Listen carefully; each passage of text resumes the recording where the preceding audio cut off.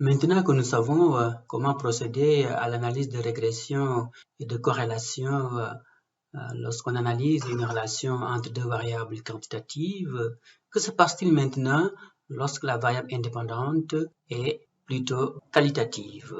Nous verrons dans cette deuxième section qu'il est possible d'inclure dans un modèle de régression une variable indépendante qualitative, qu'elle soit dichotomique ou non dichotomique, étant entendu que ce sera l'occasion de faire un parallèle entre l'analyse de variance et l'analyse de régression.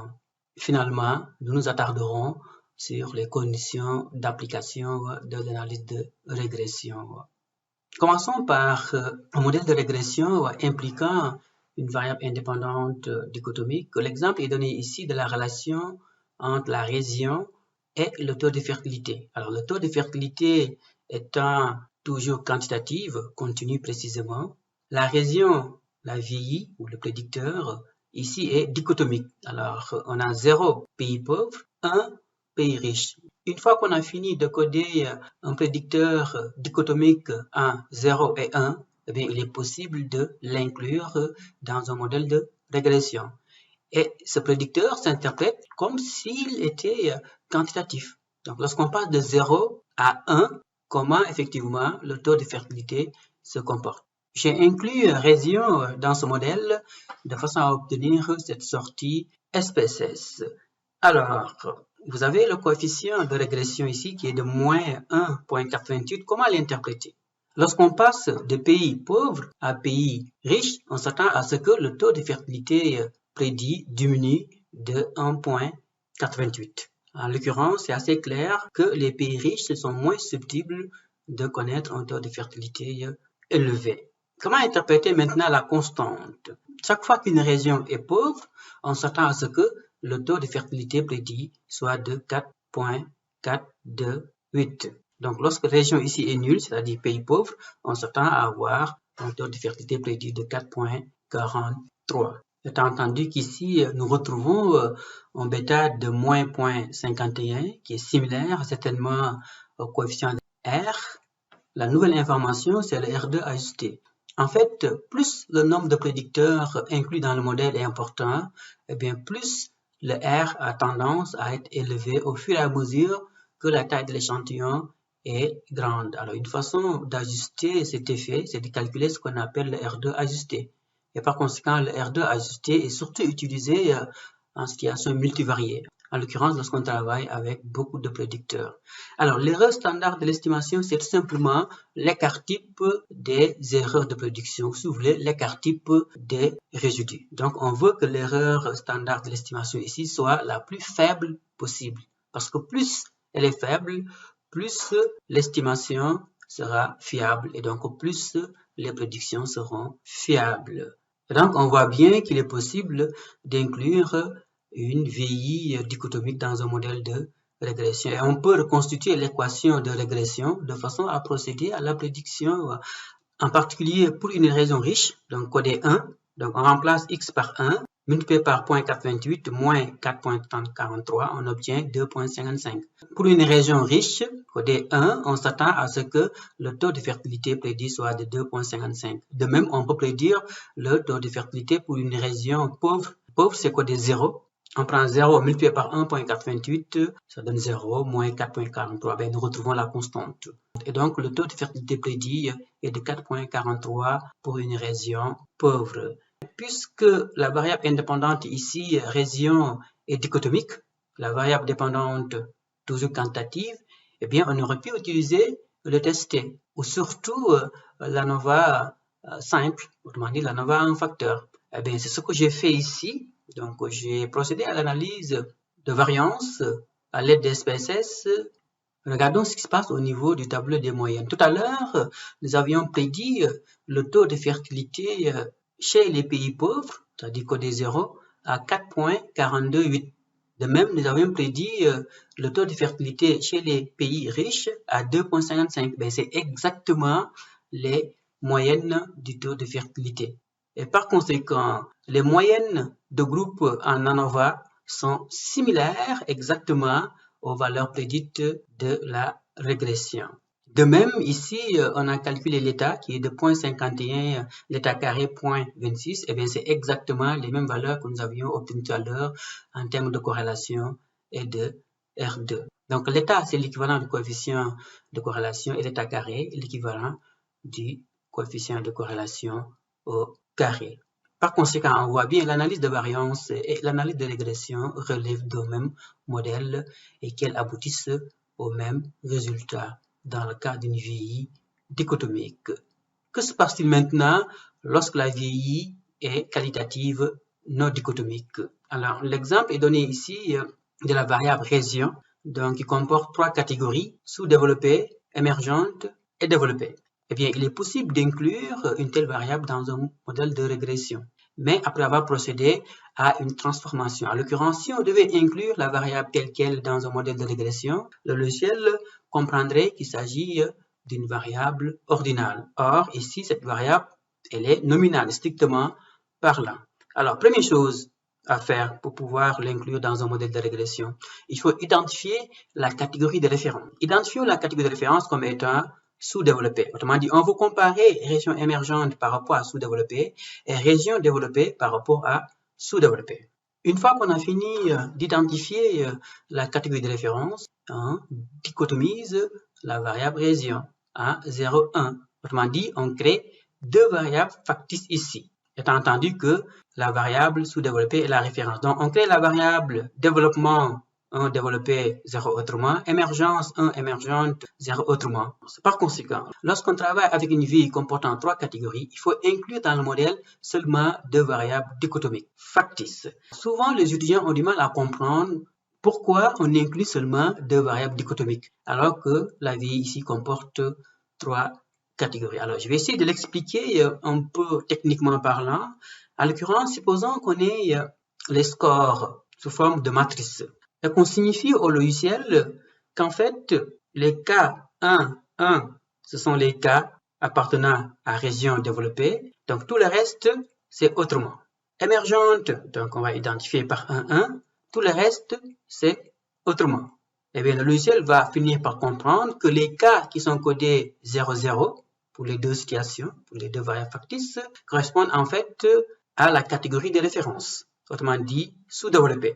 Ainsi, on peut comparer émergente par rapport à sous-développée, développée par rapport à sous-développée. Donc voilà techniquement comment le logiciel finit par comprendre que la catégorie manquante est en fait la catégorie de référence. Une fois qu'on inclut dans le modèle seulement deux variables factices, étant entendu bien sûr que si vous incluez 3 variables dichotomiques dans le modèle, le logiciel va éliminer automatiquement une des 3 variables dichotomiques. Or, vous ne voulez pas que le logiciel choisisse aléatoirement une des variables dichotomiques. Vous voulez vous-même prendre le contrôle en identifiant vous-même votre catégorie de référence. Donc, c'est la raison pour laquelle, pour prendre le contrôle, il faut toujours inclure dans le modèle 2 variables factices chaque fois que vous avez 3 catégories comme définissant la variable indépendante.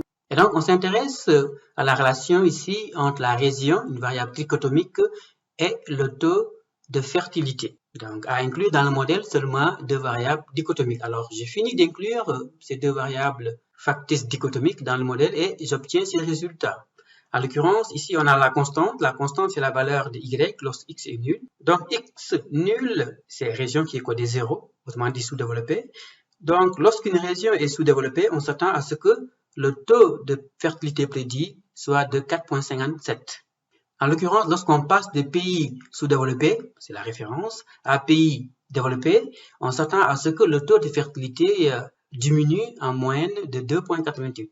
De même, lorsqu'on passe des pays sous-développés, c'est la référence, à un pays en émergence, on s'attend à ce que le taux de fertilité diminue de 1,06. Donc voilà comment interpréter les coefficients une fois qu'on inclut dans le modèle des variables dichotomique factice, étant entendu qu'ici, nous retrouvons le coefficient de corrélation et le R2. Nous pouvons, bien sûr, reconstituer les équations de régression de façon à procéder aux prédictions. En particulier, on peut prédire le taux de fertilité pour régions développées. Donc, on prend la constante 4,57 moins le coefficient de régression de régions développées multiplié par 1. 1, c'est lorsqu'on est en situation de région développée. On obtient 1,69. Donc, effectivement, pour les régions développées, le taux de fertilité prédit est de 1,69. Et pour ce qui est des régions émergentes, même chose. Donc, on prend 4,57 la constante moins le coefficient de régression illustrant l'effet des régions émergentes multiplié par 1. On obtient 3,51. Et donc, pour les régions émergentes, le taux de fertilité prédit est de 3,51. On peut prédire également le taux de fertilité des régions sous-développées.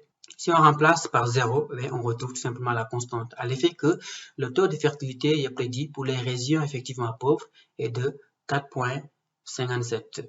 Alors, puisque ici la VI est trichotomique, la VD est quantitative, on aurait pu procéder à une analyse de variance à un facteur. Eh bien, c'est ce que j'ai fait ici. Tout à l'heure, on avait prédit le taux de fertilité des pays sous-développés à 4,57, c'était la constante. Le taux de fertilité des pays émergents, on l'avait prédit à 3,51. Le taux de fertilité, on l'avait prédit à 1,69 pour les pays développés. C'est exactement les mêmes moyennes dans le cas de l'ANOVA à un facteur. Par conséquent, les moyennes de groupe en ANOVA sont exactement similaires aux valeurs prédites en analyse de régression lorsqu'on travaille avec une VI qualitative. De même, tout à l'heure, on avait un coefficient de corrélation de 0,62 et un R2 de 0,388. C'est exactement les mêmes valeurs en termes d'état et d'état carré. Étant entendu, bien sûr, que la somme des carrés intergroupes ici sera égale à la somme des carrés de la régression. La somme des carrés intragroupes sera égale à la somme des carrés des résidus, ainsi de suite, ainsi de suite. Donc, on voit bien, encore une fois, le lien intime qui lie l'analyse de variance à l'analyse de régression. Et c'est ce qui est fascinant dans les statistiques, c'est de pouvoir mettre en évidence des liens entre les différentes techniques. C'est comme si la plupart des techniques statistiques se tenaient les unes par rapport aux autres. Alors, on va finir avec les postulats d'application de l'analyse de régression. Puisqu'on procède au test de signification statistique du coefficient de régression et du coefficient de corrélation, bien sûr, il faut s'assurer que l'échantillon est aléatoire. Parce que lorsque l'échantillon est aléatoire, on a tendance à obtenir un échantillon représentatif de la population et par conséquent à obtenir des tests fiables. Bien sûr, l'indépendance des observations, un peu comme un test T et en analyse de variance. En particulier, un score ne doit pas dépendre de notre score de façon hiérarchique. Dans le cas contraire, on utilise ce qu'on appelle le modèle multiniveau qui repose toujours sur les régressions. Dans le cas où un score dépend de notre score de façon longitudinale, en particulier lorsqu'il s'agit de mesures répétées, on peut utiliser ce qu'on appelle les équations d'estimation généralisée qui reposent toujours, encore une fois, sur les régressions. Bien sûr, la normalité, c'est une hypothèse fondamentale. On suppose effectivement que la variable dépendante suit une distribution normale à l'intérieur de chaque niveau de la variable indépendante. Alors, une façon effectivement de vérifier cette normalité de façon convaincante, c'est de procéder au diagnostic des résidus. Dans le cas où la non-normalité est très importante, on peut vouloir transformer la variable dépendante, par exemple, en logarithme, de façon à la normaliser. On peut également, lorsqu'il y a présence de beaucoup de cas déviants, on peut les supprimer de façon à obtenir un modèle plus fiable. Ou bien utiliser la méthode Bootstrap qui permet en fait d'obtenir des erreurs types plus robustes. Nous reviendrons sur la méthode Bootstrap lorsque nous aborderons l'analyse de modération et de médiation, ou bien utiliser tout simplement ce qu'on appelle des régressions robustes, autrement dit des régressions robustes par rapport au fait de ne pas rencontrer le postulat de normalité. Bien sûr, l'égalité des variances, on suppose que les variances de la variable indépendante sont égales à l'intérieur des niveaux de la variable indépendante. Et là aussi, on peut utiliser le diagnostic des résidus de façon à vérifier ce postulat. Étant entendu que lorsqu'on est en situation de forte hétéroscédasticité, on peut catégoriser par exemple la variable dépendante de façon à utiliser les régressions logistiques que nous aborderons la semaine prochaine. Et finalement, il faut que la relation soit linéaire pour pouvoir utiliser l'analyse de régression et la corrélation linéaire. En particulier, on peut utiliser le diagnostic des résidus pour vérifier cela.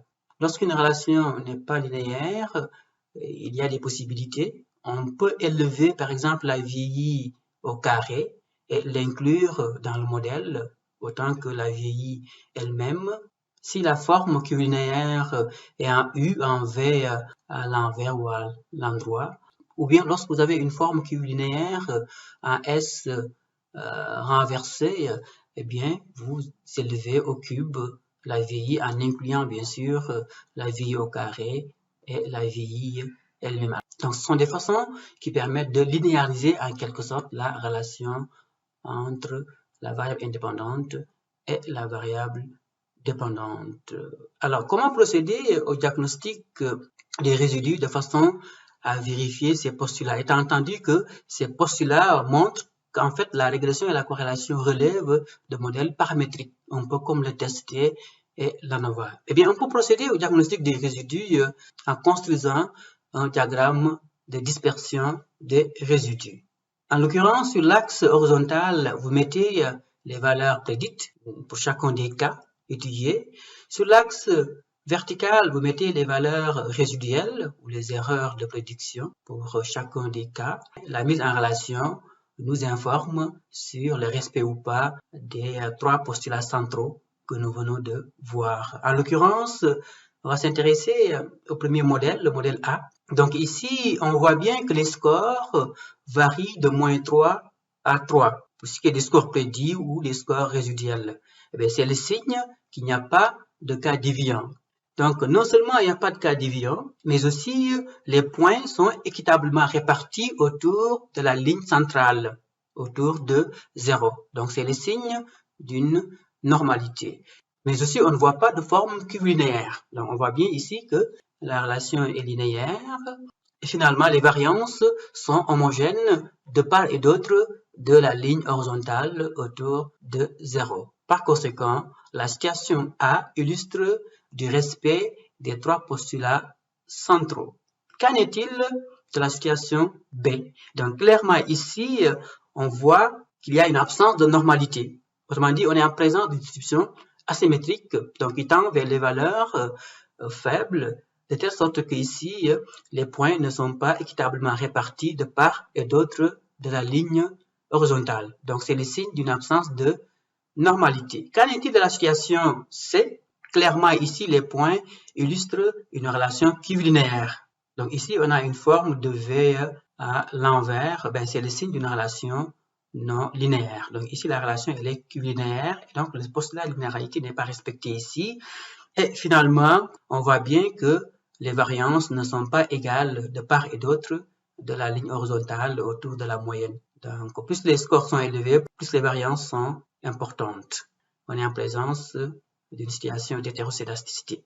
Autrement dit, il n'y a pas d'homogénéité des variances. Donc, voilà un peu comment procéder au diagnostic des résidus. Alors, au labo, nous apprendrons effectivement à le faire à l'aide du logiciel SPSS. Nous venons donc de procéder à l'analyse de régression et de corrélation linéaire simple.